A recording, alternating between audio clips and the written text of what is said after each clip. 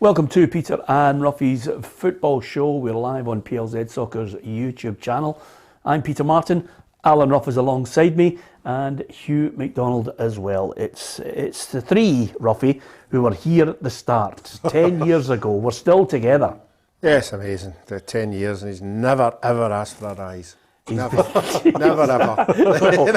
Can I ask for a wage? Can I just suggest to you, he's never needed to ask for a rise. That's the measure of the man, the quality. Yeah, if you sign somebody at the right price to start with, you want to watch. It's all about recruitment, Peter. Exactly, that's it in a nutshell. How wise was it getting on a 10-year contract?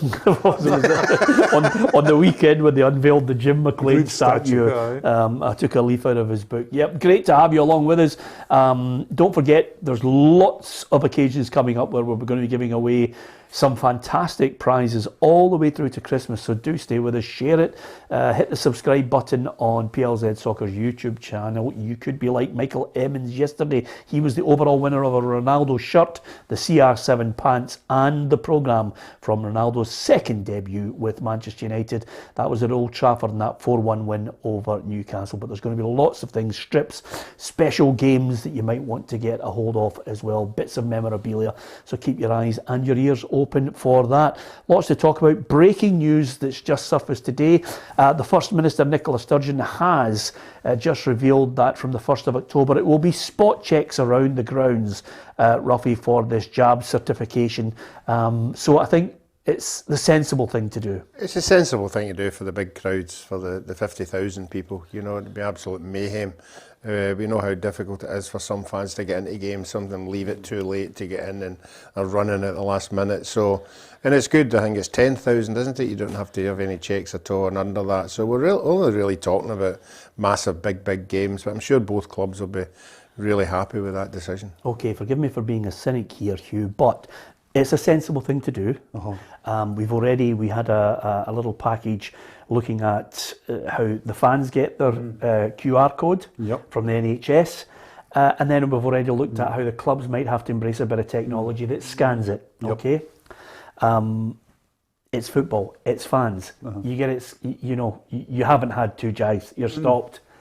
What happens then? Oh, I know. You just nick round the other end and hope that you're not spot checked. I mean, it's not a definitive and a surefire one. We talked about it last week, and we said that there's no way they could. This was a real misstep with the government. I don't know.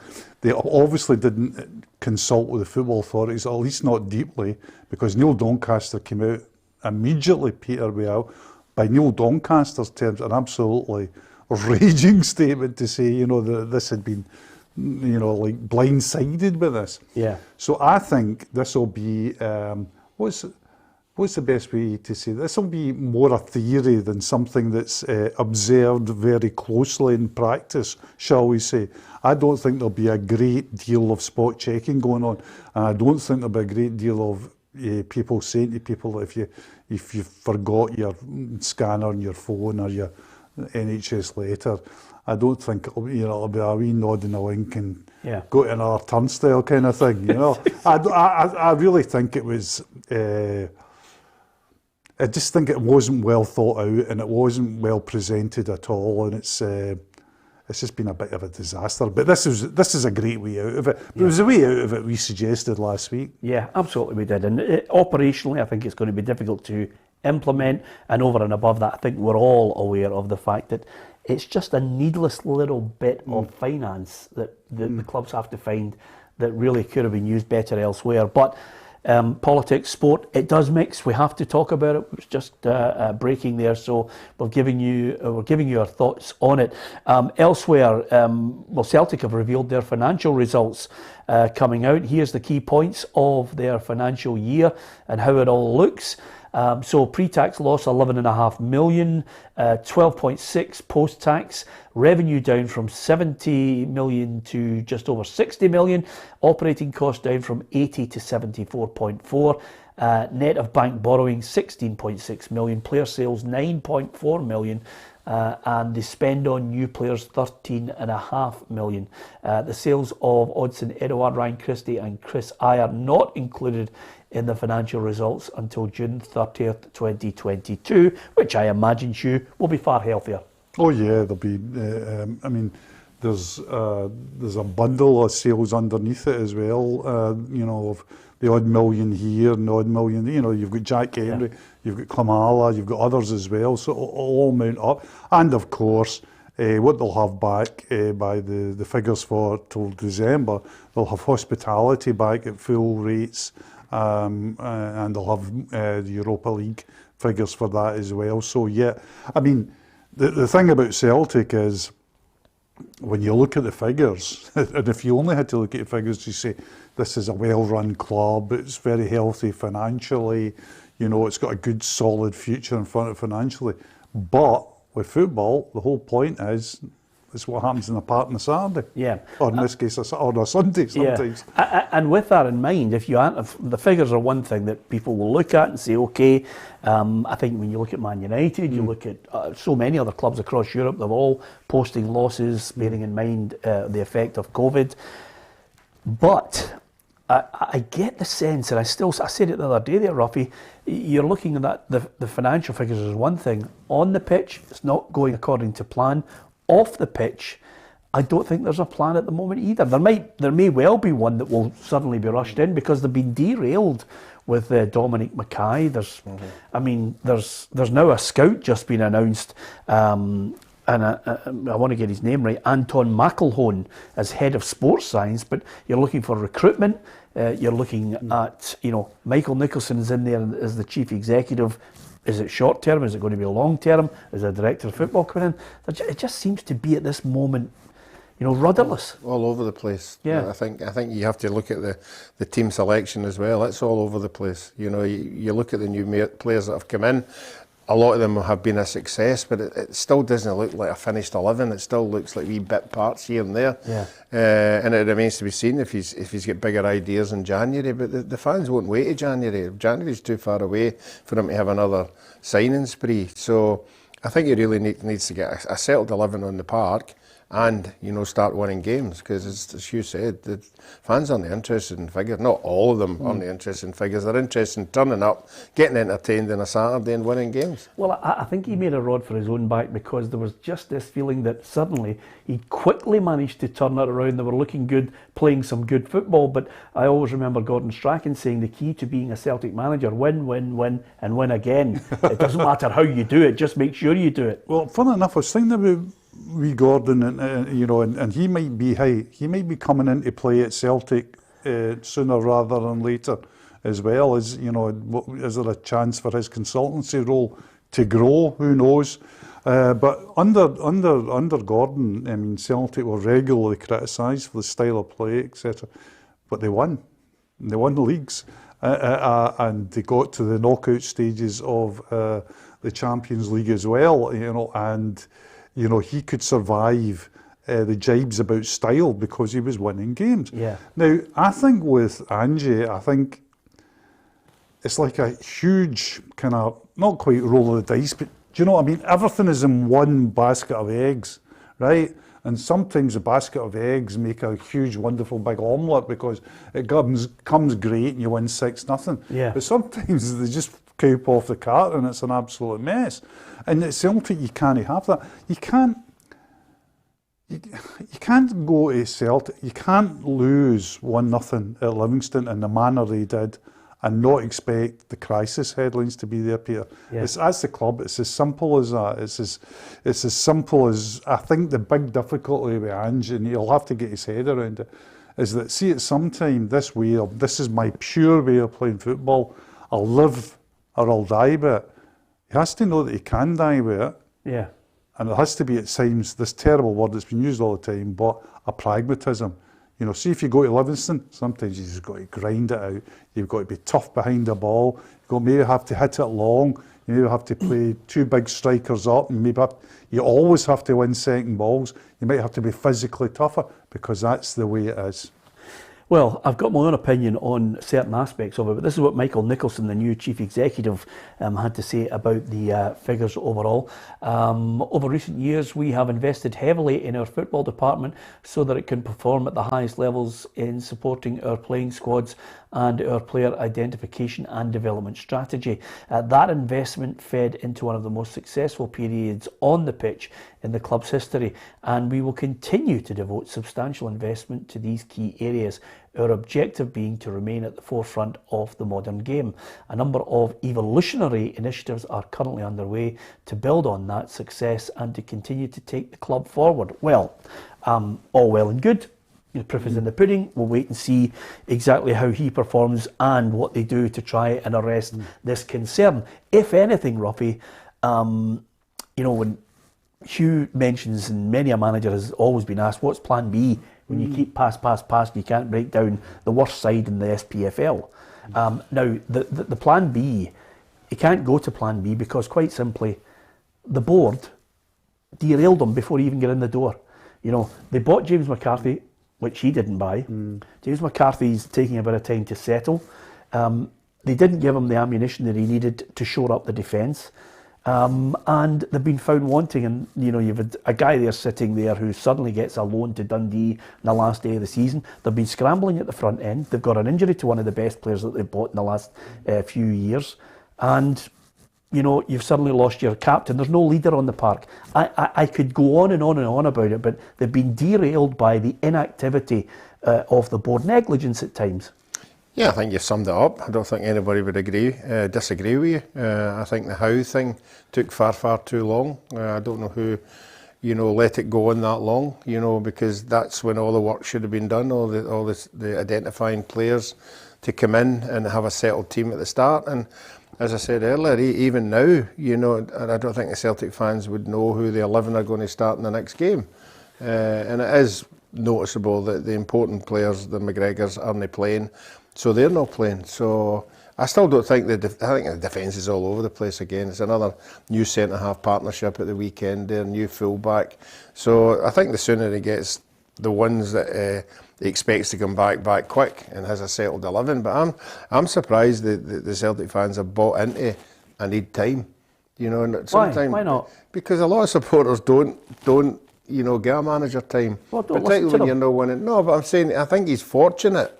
Yeah. That he's getting time. I think they're bought into, we can see what you're doing, blah, blah, blah. But, another 2 defeats down the road. I don't know. But nobody buying into time. See, what's not helping his case as well is there's a strong feeling that Rangers are fallible.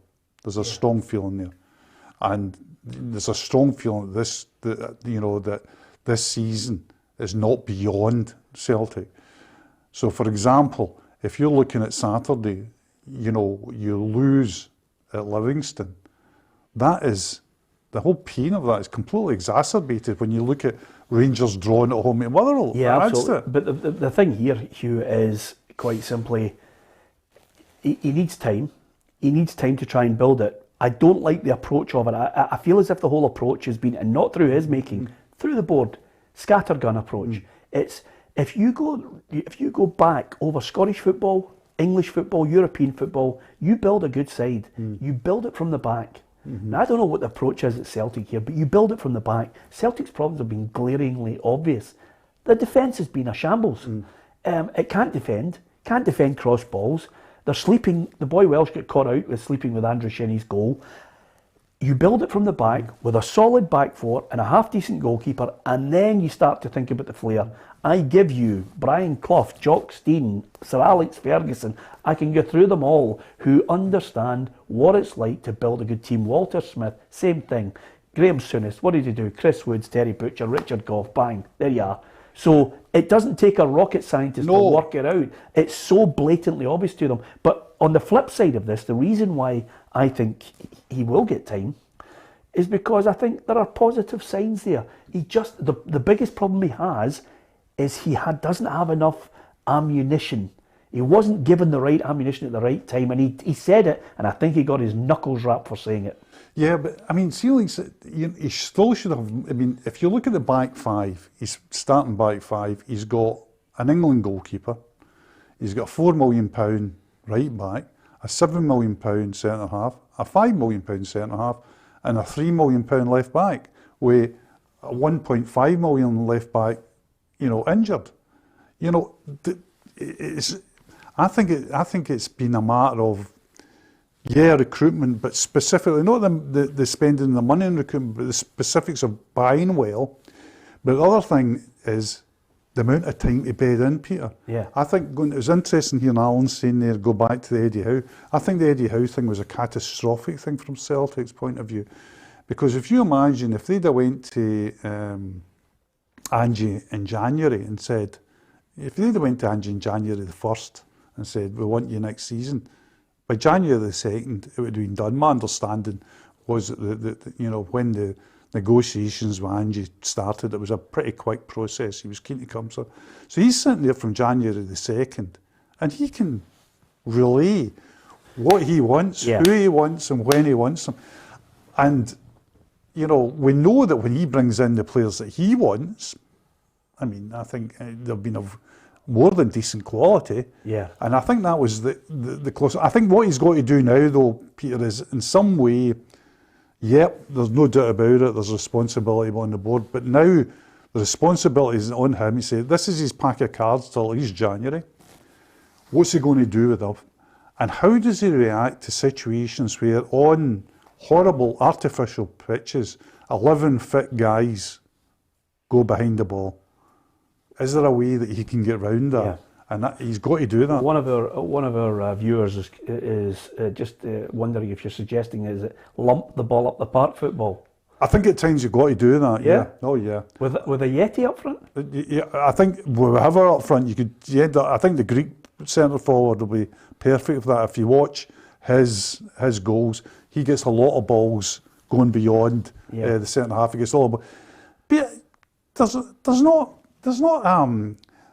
not God-given right to play certain football. Yeah. If you're playing, I always think just lump the ball up the park. If you say, if Graham Souness hits a 40-yard pass onto somebody's foot, Kenny Dalglish's foot, is that him lumping the ball up the park? No, you're preaching to the converted. I'm just telling you what the guy said to you. But the other thing as well is if you've got a big centre forward, okay, Ayeti has underperformed, but you're at least giving people a chance. If you've got two big physical centre forwards up front, go at them. And sometimes as well, even if you haven't, just try and hit it long and get the second ball. I mean, listen, Peter, how many great chances did Celtic have against Livingston on Sunday? I don't think they've got enough variety, Hugh. They haven't got enough variety to play the plan B. Just out of curiosity, we were talking about it in the office prior to the show starting today as well, which is basically, of all the managers, I think he'll be given time. I see signs of positivity with him. Whether that all collapses or not, only time will tell. But I wonder, Ruffy, of all the managers and we're going to talk about the League Cup next, but of all the managers, who is under pressure? Who do you think is about to come under pressure? We've agreed on one name in the office, and I haven't discussed it with you or Hugh, but of all the managers in the Premier League, that are going to get the time, there's one that I think might be under pressure in the next couple of weeks. Well, I'll eliminate the Aberdeen boy because the owners brought him in. Yeah, if he decides to jettison him, then it doesn't look good on him. Yeah, and Derek had a good relationship with Millen, so he stood by him. So I don't think he's under any pressure. I think Malky at Ross County is doing the right thing. He's brought a lot of good players up. Yep. I think the support will be, happy with what he's doing. Graham Alexander's pulled his cell out a hole, so I'm now going up the league a wee bit here. James McPeak. Yeah. I think James has got a big job in his hands, Hugh. I mean, you're talking about they've lost the derby, which never helps. That's always a bad thing. It's always a bad thing, but the next game is a derby because Dundee people look at St Johnstone as it's not a city derby, but they look at it as a derby. They've got what I call that nasty history. The fans all perpetuate this from I think it might be in the late 60s or something, but nevertheless there's a wee bit of needle about it. You lose to St Johnstone suddenly in a quarter final and then people are starting to say, come on. Yep, I think he knows that as well. With his talk after the Derby defeat. I think the thing about him though is he again is well thought of there, and the other thing about him is he's wanted by other clubs. You know, they had a couple of approaches from England for him during the close season. Come on. Ruffy's wanted by other clubs. I mean, many a good agent has put out suddenly that. I mean, that no harm to James. I like you're a big fan of him, but there's many an agent said, listen. Yeah, but I think there was some substance in it. Yeah, you know, I think there was. From getting out of the Championship, Hugh. No, I just think about it. No, I think just based on his reputation.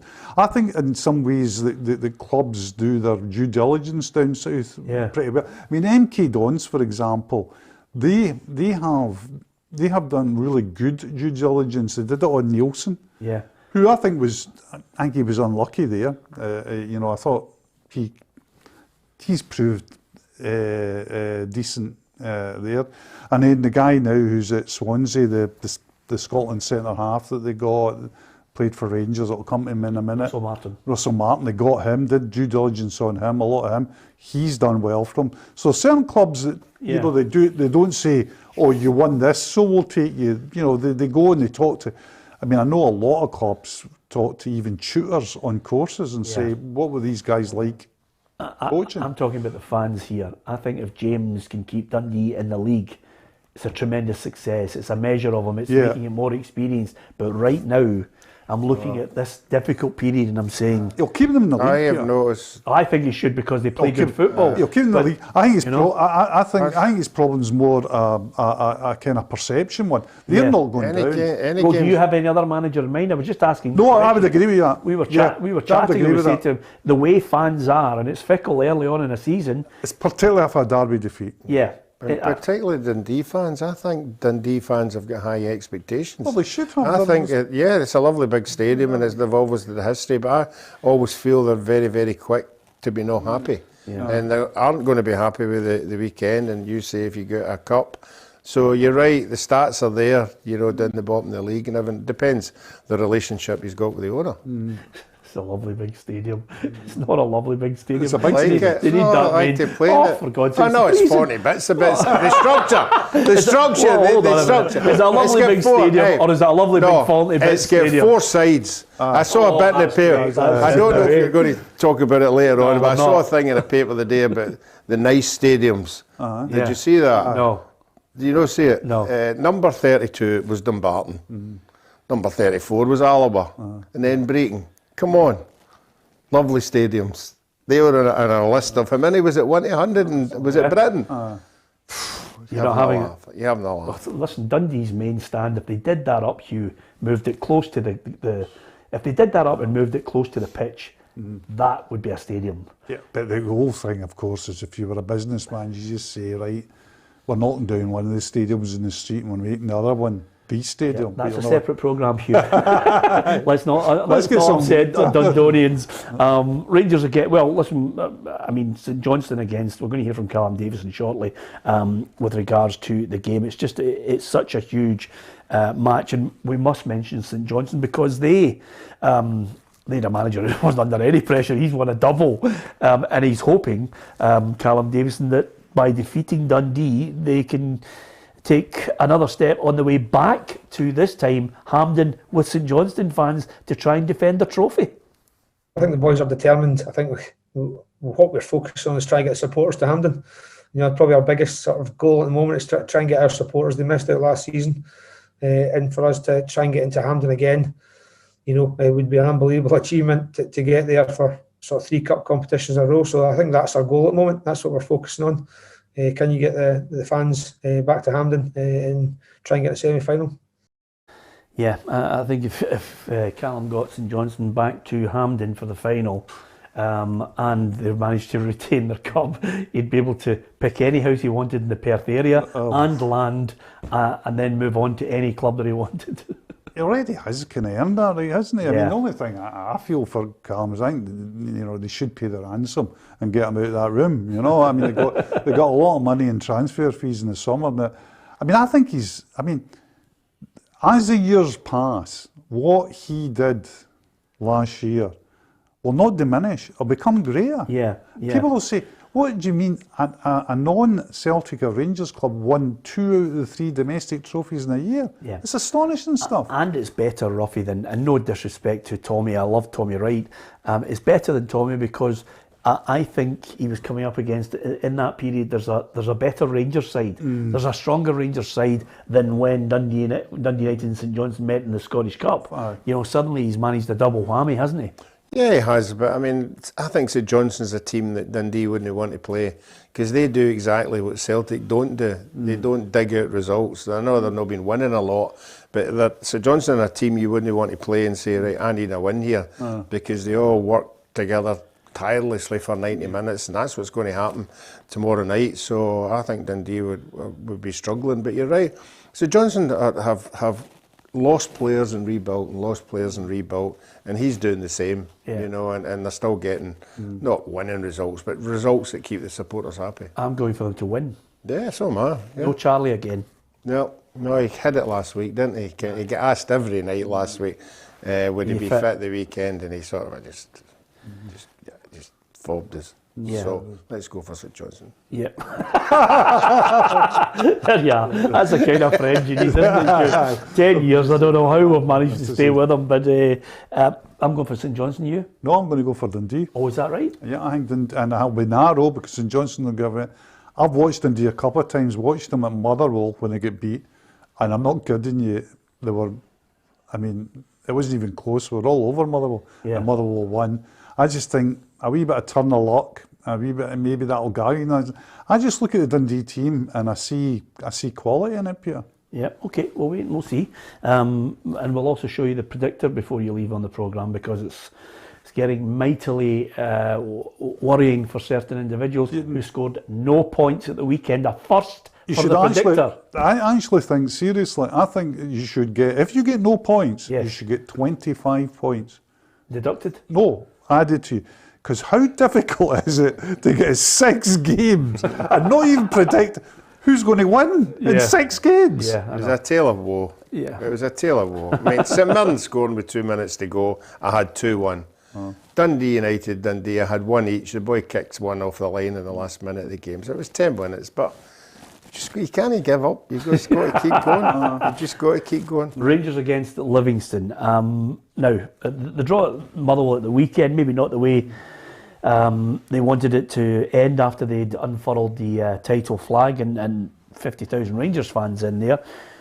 Do they need to win? Again, we were all chatting about it. Do they need to win a cup? Could he suffer going out of this cup? Just is it all about the league for Rangers? Oh, I think Gerrard could survive anything after delivering a title. I mean, I don't think he's. I mean, I think there's justifiable concern about, you know, particularly last season, the way he went out.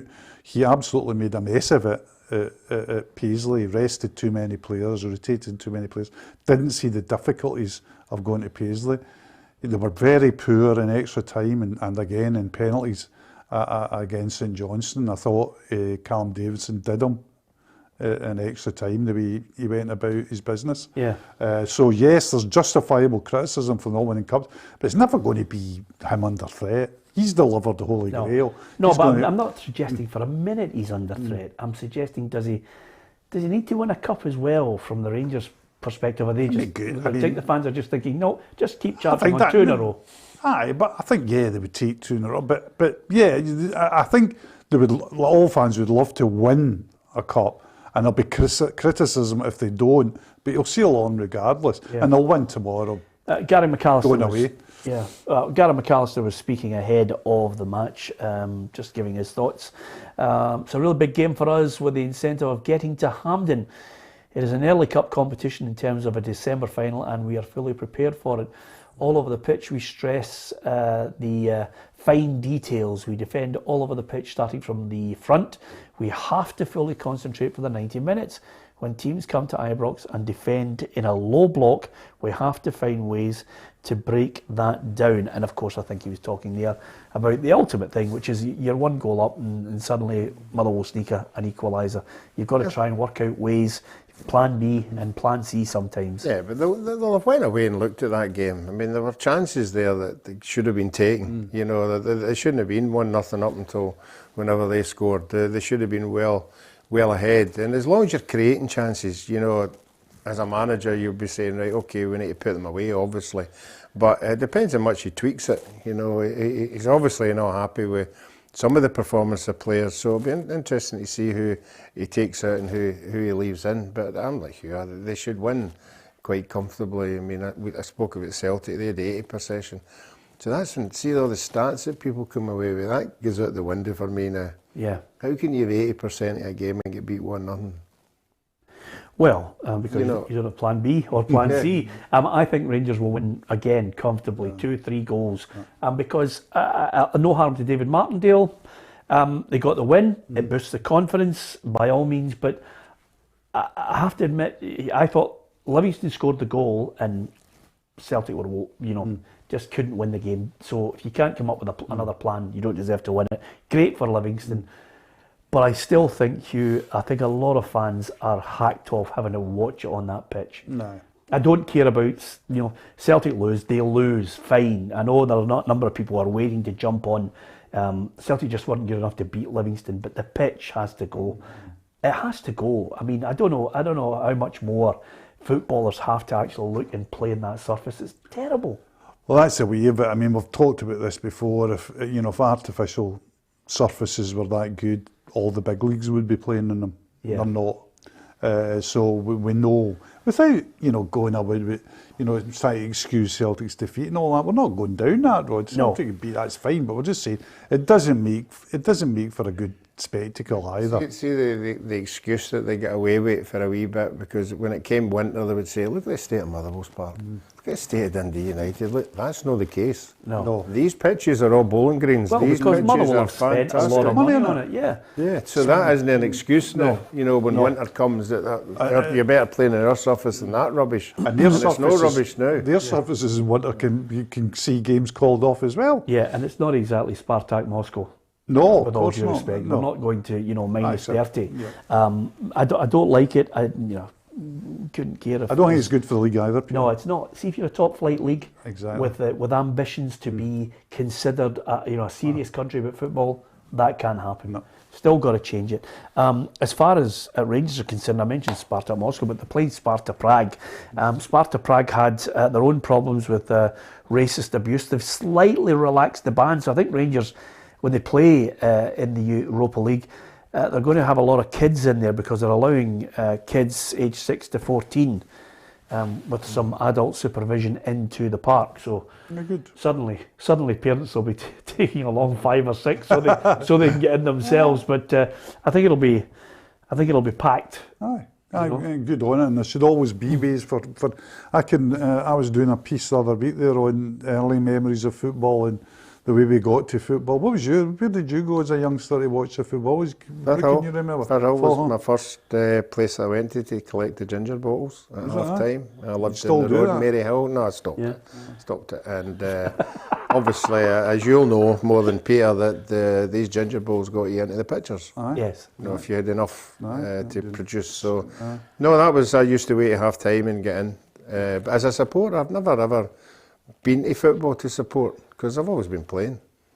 Yeah, is that right? Yeah, well, I've been playing since I was 16. I was in the first team when I was 16, so I never ever had a team that I would go and support. Even I'd be playing every Saturday. Were you playing every Saturday? When you were younger, did you not? Well, I'd be playing under 14 or under 15 or under 16. I'd be playing in the morning with the BB and in the afternoon for the youth club, or I'd just be playing. What's it like to be great? No, there's ups and downs. There are a lot of that. My earliest age of ups and downs was in the BB when we got the final of a Summer Cup or something, and it was full-size goals, and I couldn't reach the bar, no chance. And some wee wido centre forward knew that I couldn't reach the bar. We beat 10-0 at half time because everyone was getting, and I was crying. I remember it as clear as I cried. Yeah, wow. I said to my dad. I know it's coming, Hugh. I know it's coming. Do you want me to let you have it? Can I have it? Okay. Did you cry after Zico? There you go. No, Okay. I'd grown up. I'd grown up to accept. The Downs by then. I've just imagined Zico as a 12-year-old playing for the BB. I know, I can see the twinkle in your eye, and I thought, go on, have it.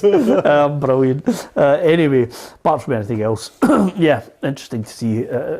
First games, yeah. Do you remember your first game? Well, I remember, first sort of kind of senior game was going along my grandpa to Celtic Park, but I'd been at games before that because my other grandpa used to took me regularly to Shelton Juniors. All right. And that would be where my love of football really started, was Shelton Juniors, because you were so near the park, and in those days you get taken in early, you get sat right at the front, and they had a really good team then. They got to the semi-final of the Junior Cup that first season, which was thousands at that. I always remember they played Neilston, and we went, and people can look it up and all that, but there was, anecdotally, they said there was 8,000 people at Neilson for the game, and Dixie Deans was playing for Neilson. I always remember that.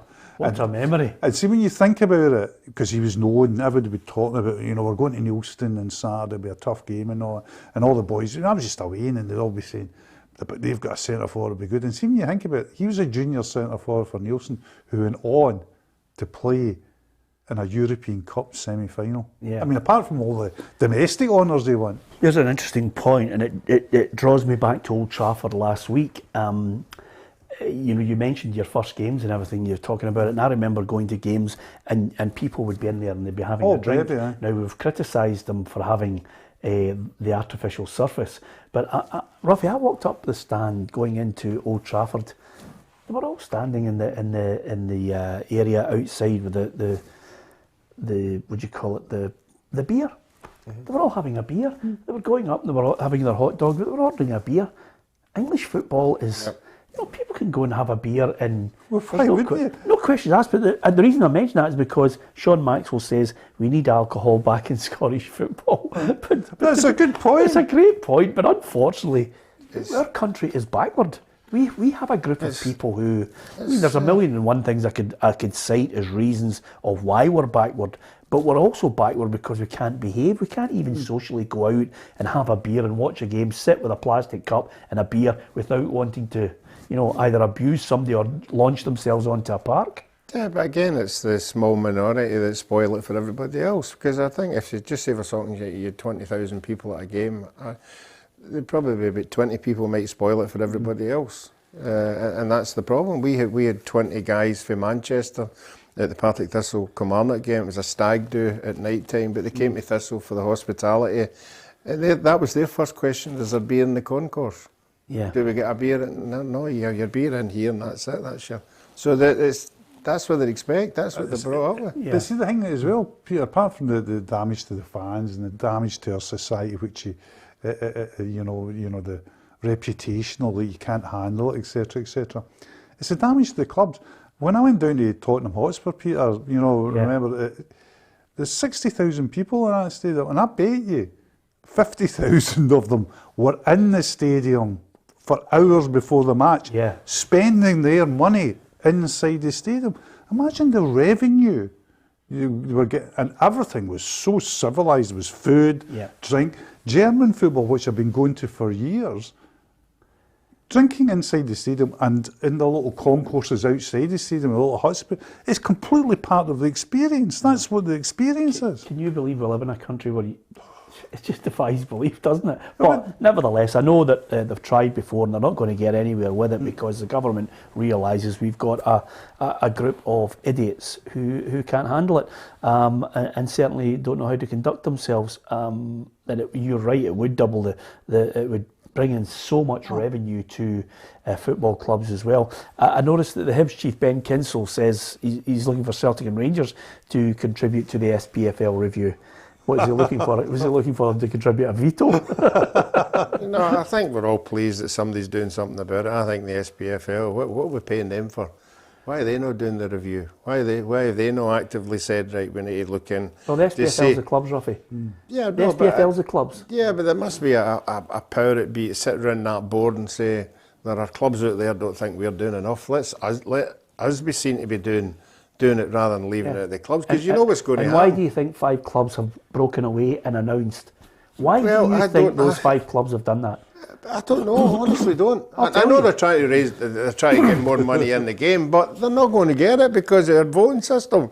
Yeah. And we speak about it on this show every blinking year. As soon as somebody comes up with an idea, right, let's go to a vote. Yeah. And then one team just needs to say, no, that's it. Yeah, absolutely. That's another thing, Hugh. I didn't want to spell it out for him, but it's a sad state of affairs. I don't know how. I genuinely, I'll be dead by the time we sort it out. Oh God! I mean, I don't think it'll ever sort. I mean, because you've got to sort it out. You have to have clubs voting against their own interests. No, you have to have visionaries, and you have to have also people who have somebody there who says, "I'm going to take you forward. I'm going to take you and lead you out of this dark place you are in. Here's how you do it. Here's the education programme. Here's the programme to convince the government to let you have drink in the stadium. Here's the programme that I'm setting out to you to promote and market it." Uh-huh. Now, there's a programme on, and this is embarrassing. This is how embarrassing our game is. There is a programme on the BBC iPlayer at the moment. It's called Fever Pitch. Uh-huh. And I think I've watched the first 2 episodes talking about the transformation from the old English setup with the First Division to the breakaway FA Premier League. And it is embarrassing for our country right now. We're in 2021. We couldn't even get to their point from 1992. No. Because they revolutionised it and looked at it and thought, marketing is everything. Marketing it, getting everybody on side with it, and you will reap the rewards. We are clueless, rudderless, and backwards. Oh, there we go. Yeah.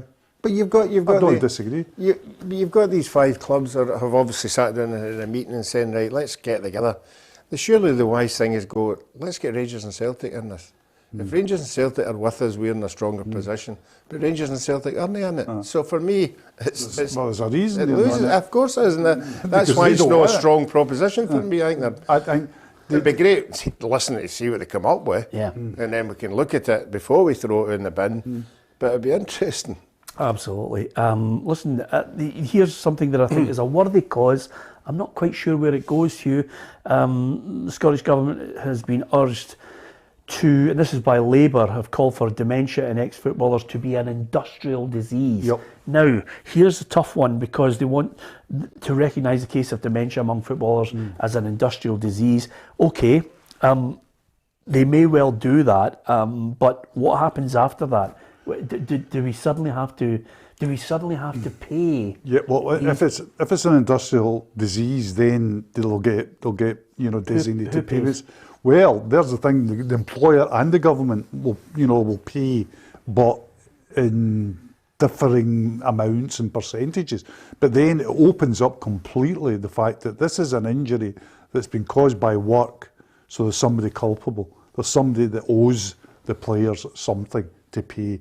Now, the difficulty with that is it's been tried before in court cases gone back some way, Yeah. and it's never been ruled an industrial injury.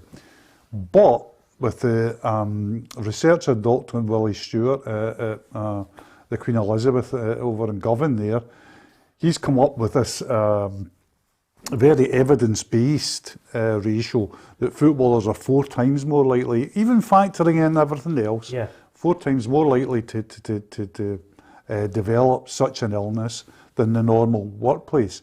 Now, if that is convincing enough to the government and to the legal profession, then that does open up an industrial injury case. Yeah, but of course, but who pays you? What you get is you get a situation where they say, well, by the way, if you want to work in this industry, sign this waiver.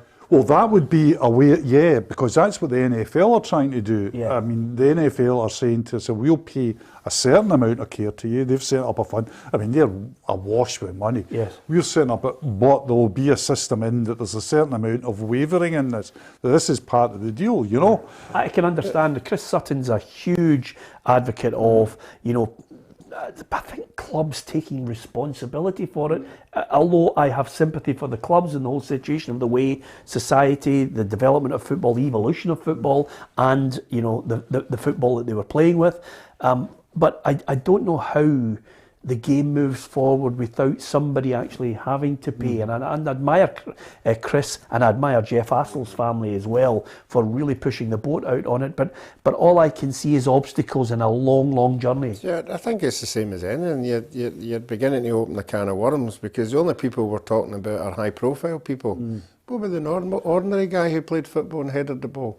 Guy who played junior football, guy who played amateur football, and he's got dementia just now. Yeah. Does he come into it, or is it just the high-profile ones? Well, That's what I'm saying. Where do you throw the net? Where does the net end up? Yeah, I the think net ends up by what happens, Ruffy, is I think it takes one to break the dam, Hugh. Absolutely, That's why it's a Jeff Bosman. Assel and Chris Sutton are using their high-profile ability to try and push this. See, I think it'll come, and I'll tell you why I think it'll come, is because the amounts of money in high-grade football.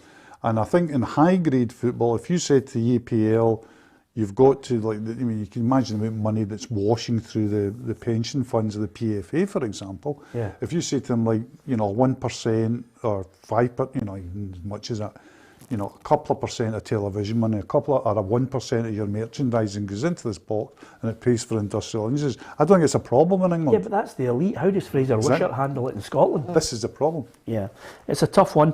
I really do, I share, the desire and the hope that, suddenly we can get some kind of agreement that, families need help. It could be the care, an acknowledgement that in later life, this dementia is directly linked to their playing football and the heading of the ball. And as you said, it's 4 times more likely. So whether we get them to somehow come up with a fund or not, I don't know. I think it might be quite a bit away. A couple of points to talk about before we finish, guys. Scotland's women at Hampden, which I think is a great move. I think that is the next step in this. Well, again, the next step in women getting eventually to a point where I don't know if it's 5, 10, 15 or 20 years, Ruffy, where they're on a par with the men's game financially. There's a real, a grassroots level all the way through, which is developing superstars of the game for us. Yeah, there's no doubt about it. The women's football's come on leaps and bounds. Glasgow City started it, beginning into the European Cup games and winning games, and now it's moved on to the national side, who have been successful in the big European tournament as well. And I think the more high profile they get, the more people talking about it, I think the money will come into the game, because some sponsor will say somewhere, look, they like success, they like following success, and so far they're on the crest of a wave just now. And even the league football, there's players getting transferred now. There's players moving down to England, there's players moving down to America, they're moving abroad. It's getting bigger and bigger, and all the younger kids will see these girls getting promoted and doing well for themselves, and it's on the up. It's definitely not on the slide. Yeah, it's Faroe Islands, so if you're going, there's tickets available tonight. I do hope people, if they've got nothing better to do, head out there to support Scotland. And if anything, Faroe Islands, Spain hammered them 10-0, so I think there might be a chance here we'll see more than a few goals. I think so, because Scotland had a good result against Hungary as well. Decent side. 5,000 tickets, I understand, have been sold already. So plenty of room at Hampden if you want to go along tonight. Take your kids. I think it's there's a certain constituency always says, women's football doesn't get the attention it deserves. Well, be part of it. Go along to Hampden tonight with your daughter or your son. Pay the money at the gate and watch him, and I wish them well. Absolutely. We're talking about players or managers under pressure in the domestic game here in Scotland. Juventus, no Ronaldo now. Barcelona, no Messi, and suddenly, both of them are under pressure. It's Juventus's worst start in 60 years. I know. And people were talking about, Ronaldo made them kind of a one-dimensional. It was all about him. Hello. But I always laugh about, the comments about Messi and Ronaldo. They're just two of the greatest players ever to play the game, and the people carping on. Allegri was very vociferous coming off the park the other day there, shout his players, you're beep, beep, beep, playing for Juventus, Barcelona is just, mess doesn't quite cover it. It's just like, mess is the sort of slightest word you could use it. If you're watching Barcelona now, it's like saying, who changed this team and why and when? And well, that's not the mob that used to play this kind of football with these guys. The stands were empty at one point. They threw on PK as a centre centre forward forward to try and get something from the game, and I thought, how the mighty have fallen. By the way, I hold my hands up here and I'm saying I'm not going to make excuses for them. Mismanagement. Oh, complete utter. I mean, mismanagement on almost a criminal scale. I mean, and Laporta already, the club president, is saying to, that's the end of Koeman and he's canvassing other characters. Yeah. Who would want that job at the moment? It's amazing, Ruffy. I can remember going over to Rome to the Champions League final, and I think maybe, I know it's a programme in itself, we must do it, 2008, 2009 I think it was.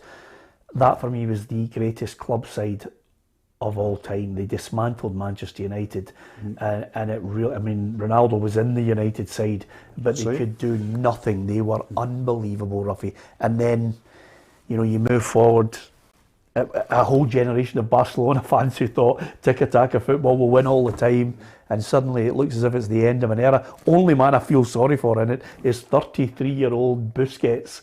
I'm thinking he'll be thinking to himself, get me out of here. Yeah, well, we're talking about the state they're in. What do you think their supporters are saying? Because they're the ones that have been watching them for the past 4 or 5 years and seeing the success that they've had. So they'll be sitting shaking their heads as well, and it's incredible. But finances is some of the money that players are on now is unbelievable. I know. They killed themselves by their financial plan. Financial plan is just simply unsustainable. And obviously everything is in cycles in football, and you're going to get a dip. And when you hit the dip, it just became an absolute plunge.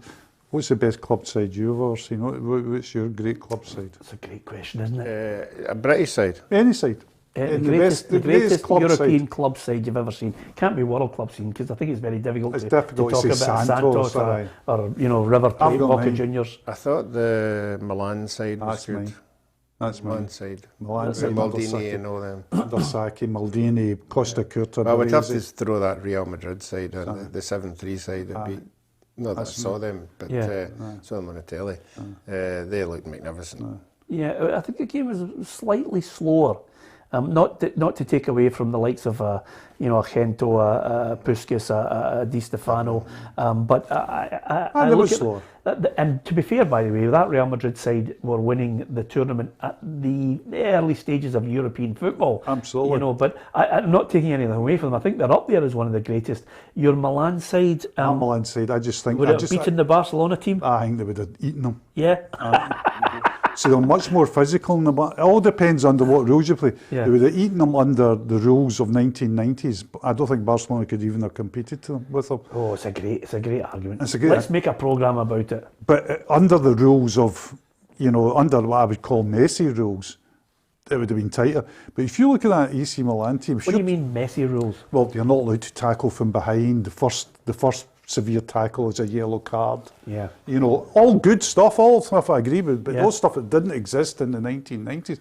But if you look at that Barcelona team and you talk about the greatest players of all time, how many of that Barcelona team would qualify for that? Messi, certainly. Maybe Xavi and Iniesta, because we're talking about the greatest players of our time, but not many of the rest. That AC Milan team had Maldini, Costa Curta, Baresi, Van Basten. Was Tassotti the right back? Tassotti and who else? The other Ancelotti. Ancelotti, Donadoni, and Hullet. I mean, there's a lot of players in that team that you would say would get into the greatest team of all time. Yeah. But anyway, it's a great argument. Oh, it's fantastic. That's what I love about football. If you love your football, it's great to chat about these things. Greatest ever players, greatest ever team you've seen. First game, we managed to get that in as well. Fantastic. Here are the fixtures. We did mention that we will talk about the other fixtures in the quarterfinals of the League Cup. This is the Premier Sports Cup, Dundee against St Johnstone, Rangers against Livingston, Celtic against Wraith Rovers. We'll discuss and we'll hear from the managers tomorrow. And Dundee United against Hibernian. We'll also look at that a little more closely too. Hopefully you enjoyed the football chat. If you get a chance, don't forget to hit the subscribe button. It's the only football programme 5 nights a week for you that you can join on YouTube, covering Scottish football, English and Europe and beyond. And if you like the chat, you can get it on the podcast as well. But the best thing you can do, which I've enlightened Ruffy off, if Ruffy can do it, anybody can do it. You basically download the PLZ Soccer app, and it's got every breaking story right across the globe. So if you get a chance there, download the app, and you'll also be able to watch the programme on your phone. And there's a great little section which I love. Hit submissions, and you can actually record a message to us, or just submit a message and it drops straight in, and we will be able to respond to it right away. And if we use your video on the programme, then would you believe we'll send you out something a wee bit special. And of course, our producer today loves just seeing Ruffy there looking bronzed, so she just gave you a close-up there of you, Ruffy, before you ended. It is lovely. Absolutely, it is lovely, and great, as he highlighted at the start of the It is a programme. legend. Thanks to Hugh, thanks to Ruffy the Great, and for myself, Peter Martin, thanks to you for watching. We'll see you tomorrow.